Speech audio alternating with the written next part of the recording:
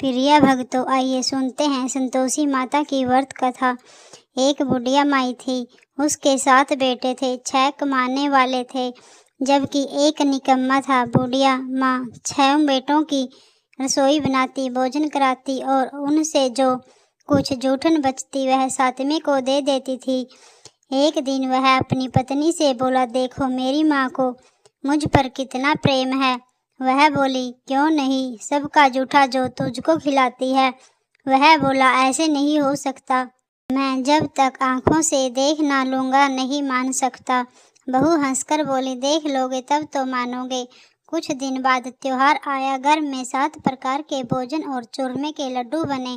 वह जांचने को सिर दुखने का बहाना कर पतला वस्त्र सिर पर ओढ़ कर रसोई घर में सो गया। वह कपड़े में से सब देखता रहा। 6 भाई भोजन करने आए। उसने देखा माँ ने उनके लिए सुंदर आसन बिछाया, नाना प्रकार की रसोई परोसी और आग्रह करके उन्हें जमाया।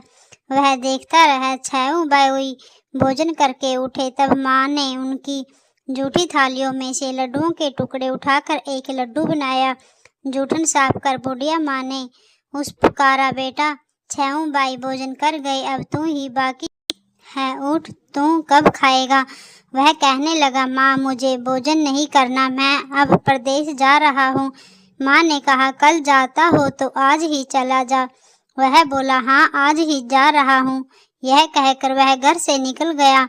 चलते समय पत्नी की याद आ गई। वह गौशाला में कंडे उपले थाप रही थी। वहाँ जाकर बोला, हम जावा प्रदेश आवांगे कुछ काल, तुम रहियो संतोषी के से धर्म अपना पाल। वह बोली, जाओ पिया, आनंद से हमारी सोच हटाए। राम भरोसा हम रहे, ईश्वर तुम्हें सहाय।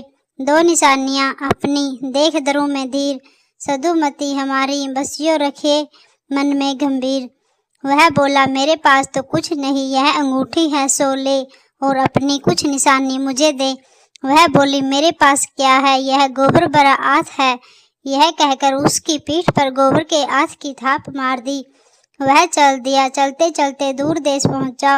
वह एक साहूकार की दुकान थी। वहां जाकर कहने लगा, भाई मुझे नौकरी पर रख लो। साहूकार को जरूरत थी। बोला, रह जा। लड़के ने पूछा, तनख्वाह कितनी दोगे। साहूकार ने कहा, काम देकर दाम मिलेंगे। साहूकार की नौकरी मिली। वह सुबह 7 बजे से 10 बजे तक नौकरी करने लगा। कुछ दिन में दुकान का सारा लेन देन, हिसाब किताब, ग्राहकों को माल बेचना, सारा काम करने लगा। साहूकार के 7-8 नौकर थे। वे सब चक्कर खाने लगे। यह तो बहुत होशियार बन गया। सेठ ने भी काम देखा और 3 महीने में ही उसे आधा मुनाफे का हिस्सेदार बना लिया। वह कुछ वर्षों में ही नामी सेठ बन गया और मालिक सारा कारोबार उस पर छोड़कर चला गया। इधर उसकी पत्नी को सास ससुर दुख देने लगे। सारी गृहस्थी का काम करा के उसे लकड़ी लेने जंगल में भेजते। इस बीच घर के आटे से जो भूसी निकलती उसी की रोटी बनाकर रख दी जाती और फूटे नारियल की नारेली में पानी। एक दिन वह लकड़ी लेने जा रही थी। रास्ते में बहुत सी स्त्रियां मिली, संतोषी माता का व्रत करती दिखाई दी। वह वहां खड़ी होकर कथा सुनने लगी और पूछा, बहन तुम किस देवता का व्रत करती हो और इसके करने से क्या फल मिलता है। यदि तुम इस व्रत का विधान मुझे समझा कर कहोगे तो मैं तुम्हारा बड़ा आसान मानूंगी। तब उनमें से एक स्त्री बोली, सुनो, यह संतोषी माता का व्रत है। इसके करने से निरुद्धता दरिद्रता का नाश होता है और जो कुछ मन में कामना हो सब संतोषी माता की कृपा से पूरी होती है। तब उसने उससे व्रत की विधि पूछी। वह भगतनी स्त्री बोली, 1.25 आने का गुड़ चना लेना, इच्छा हो तो 5.25 आने का ले लेना, या 1.25 रुपये का भी सहूलियत के अनुसार लाना। बिना परेशानी और श्रद्धा हुए प्रेम से जितना भी बन पड़े स्वाया लेना। प्रत्येक शुक्रवार को निराहार रह कर कथा सुनना, इसके बीच कर्म टूटे नहीं। लगातार नियम पालन करना। सुनने वाले कोई ना मिले तो घी का दीपक जलाकर उसके आगे या जल के पात्र को सामने रखकर कथा कहना। जब कार्य सिद्ध ना हो नियम का पालन करना और कार्य सिद्ध हो जाने पर व्रत का उद्यापन करना। 3 मास में माता फल पूरा करती है। यदि किसी के ग्रह खोटे भी हो तो माता वर्ष भर में कार्य सिद्ध करती है। फल सिद्धि होने पर उद्यापन करना चाहिए। बीच में नहीं, उदापन में कड़ाई से आटा का खाजा तथा इसी प्रेरणा से खीर तथा चने का साग करना, 8 लड़कों को भोजन कराना, जहाँ तक मिले देवर जेठ भाई बंधु के हो, न मिले तो रिश्तेदारों और आस पड़ोस को बुलाना, उन्हें भोजन करा यथाशक्ति दक्षिणा दे, माता का नियम पूरा करना, उस दिन घर में खिटाई न खाए।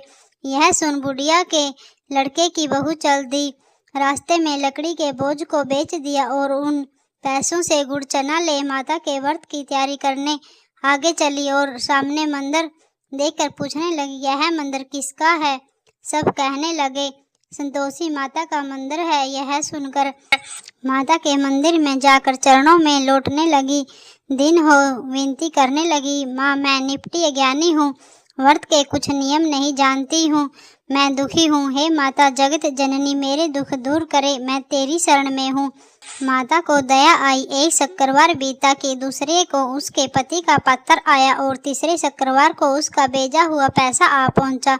यह देख जेठ जेठानी मुँह सिकड़ोने लगे, लड़के ताने देने लगे, काकी के पास पत्र आने लगे, रुपया आने लगा, अब तो काकी की खातिरदारी बढ़ेगी।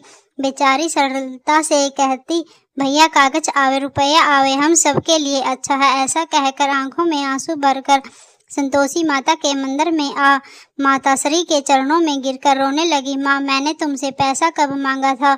मुझे पैसे से क्या काम है? मुझे तो अपने सुहाग से काम है, मैं तो अपने स्वामी के दर्शन मांगती हूँ। तब माता ने प्रसन्न होकर कहा, जा बेटी तेरे स्वामी आएंगे।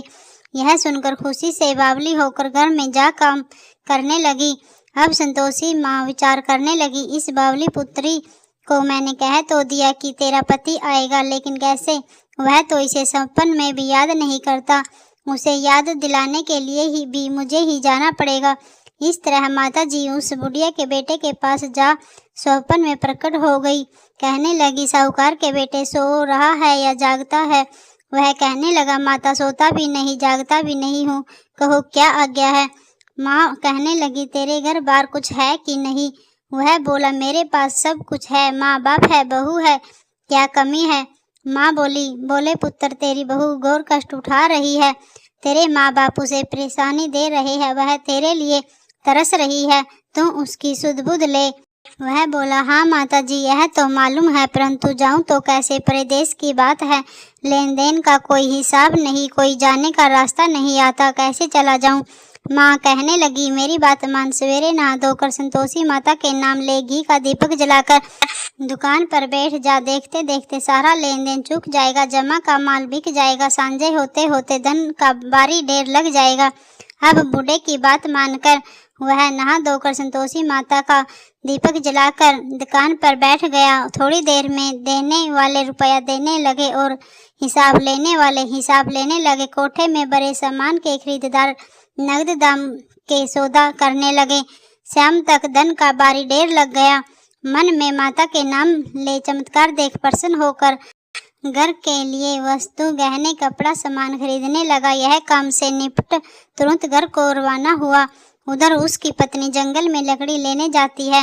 लौटते वक्त माता जी के मंदिर में विश्राम करती है। वहां तो उसके प्रतिदिन रुकने का जो स्थान ठहरा, धूल उठती देखा।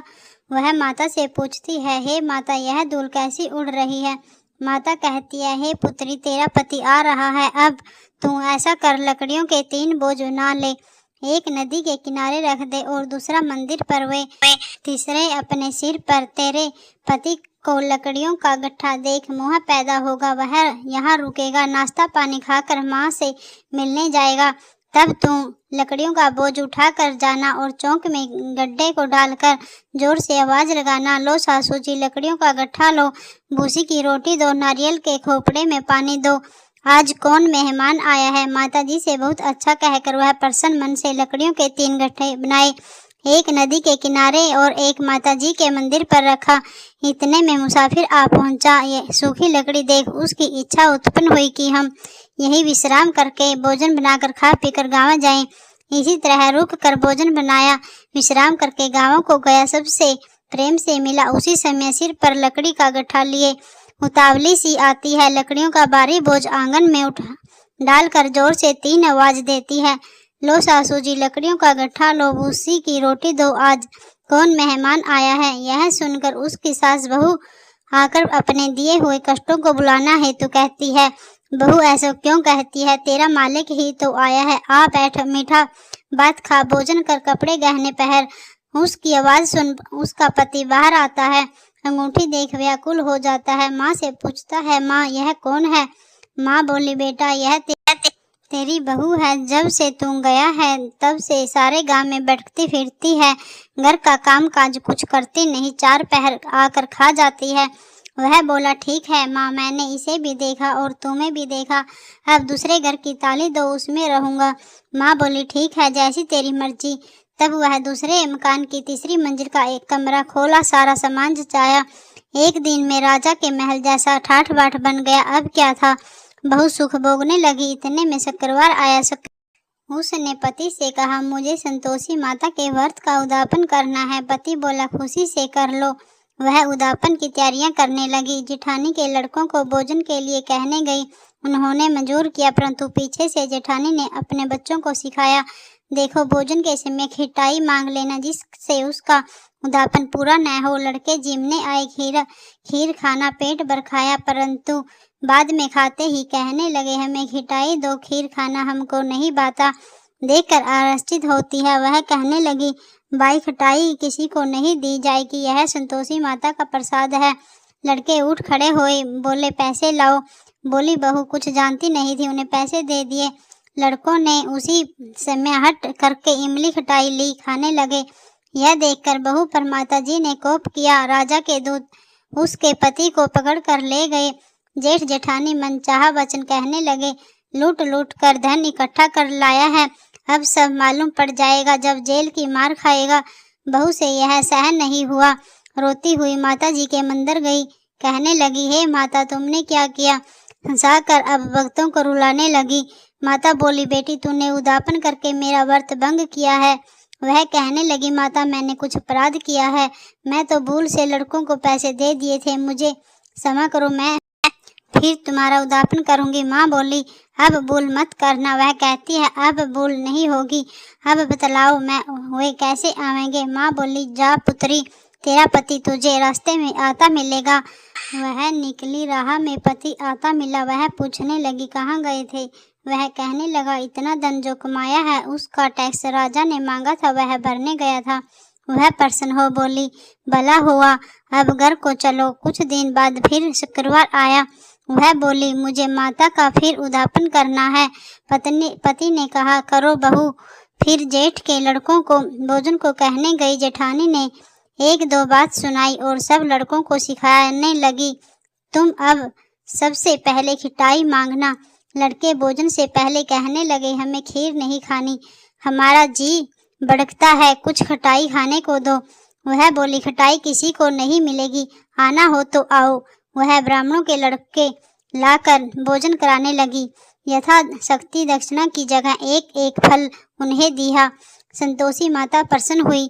माता की कृपा होते ही 9वें मास में उनके चंद्रमा के समान सुंदर पुत्र प्राप्त हुआ।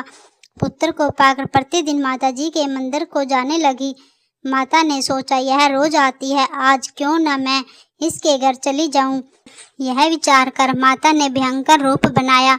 गुड़ चने से सना मुख, ऊपर सूंड के समान होठ, उस पर मक्खियां बिन बिन कर रही थी। देहली पर पैर रखते ही उसकी सास चिल्लाई, देखो रे, कोई चुड़ैल डाकिन चली आ रही है, लड़कों इसे भगाओ नहीं तो किसी को खा जाएगी।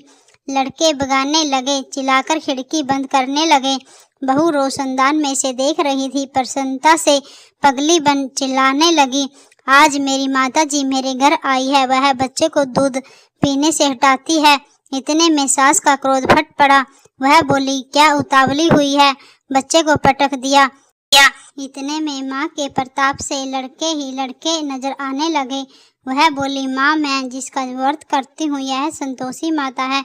सबने माता जी के चरण पकड़ लिए और विनती कहने लगे, हे माता, हम मूर्ख है, अज्ञानी है, तुम्हारा व्रत की विधि हम नहीं जानते, व्रत भंग कर हमने बड़ा अपराध किया है, जगत माता आप हमारा अपराध क्षमा करो। इस प्रकार माता प्रसन्न हुई। बहू को प्रसन्न हो जैसा फल दिया वैसे माता सबको देना, जो पढ़े उसका मनोरथ पूर्ण हो। बोलो संतोषी माता की जय, संतोषी माता की जय। प्रिय भक्तों, संतोषी माता की व्रत कथा आपको थोड़ी सी भी पसंद आई है तो वीडियो को लाइक करें, चैनल को सब्सक्राइब करें और कमेंट में जय संतोषी माता जरूर लिखें।